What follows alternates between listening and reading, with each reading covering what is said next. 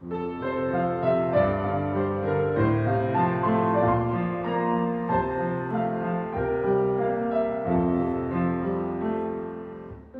brothers and sisters, during the second week of Lent, our focus is on Abraham's call and obedience to God.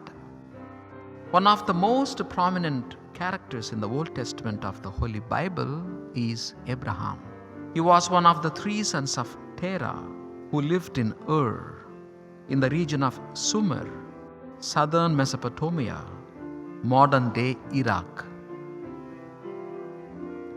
He was a wealthy livestock owner who had many shepherds and household staff working for him even before God called him.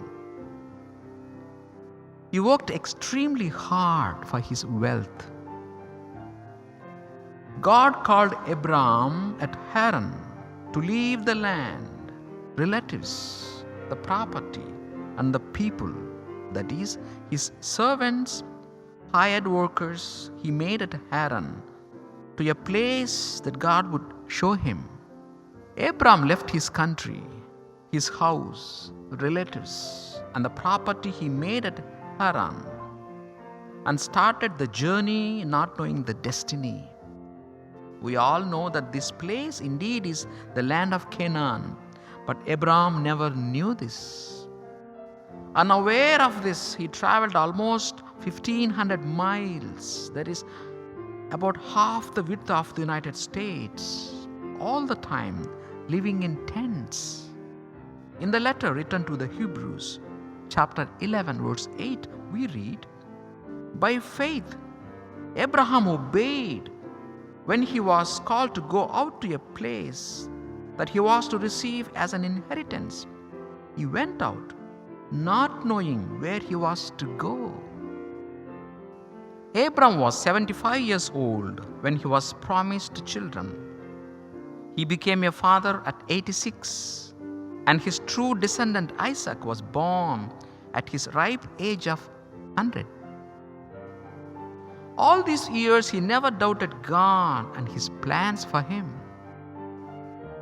That is why God said to Abram, "Look up at the sky and count the stars if you can.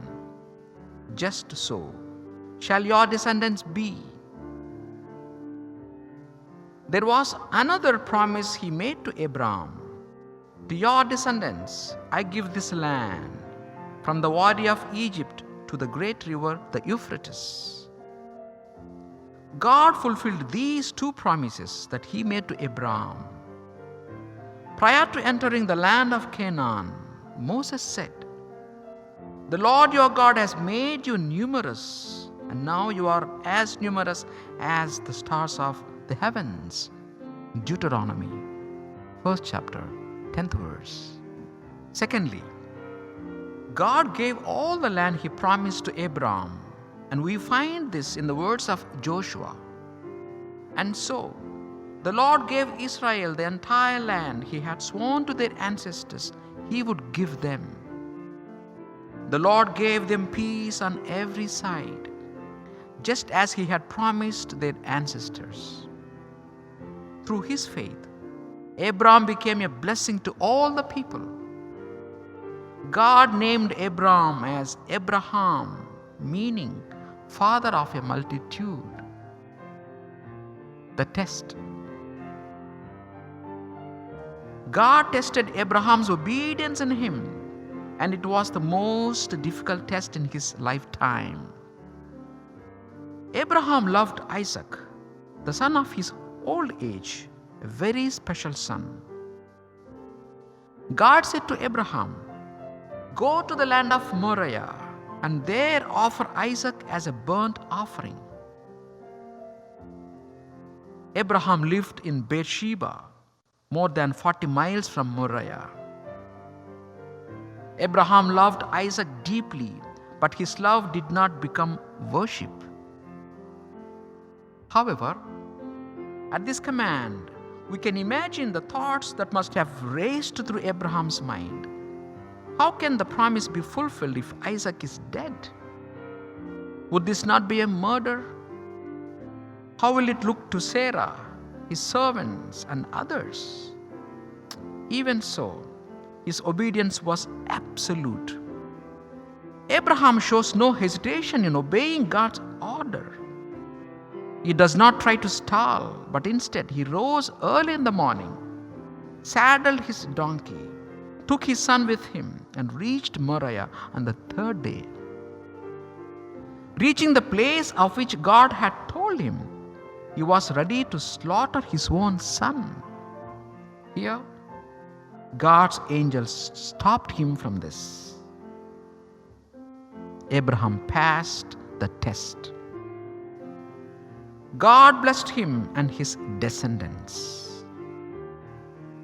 Abraham was the pinnacle of obedience, humility, and faith. Abraham exhibited that God is first in his life. He had no other gods. My friends, what I love most in the calling of Abraham is his blind faith in God and his priority to God in all matters. Season of Lent calls us to unshakable trust in God and make God a priority over everything. God bless us. Beyond the days of hope and mystery, we see a light of faith renewed, and in our longing we thirst for guidance to walk with you.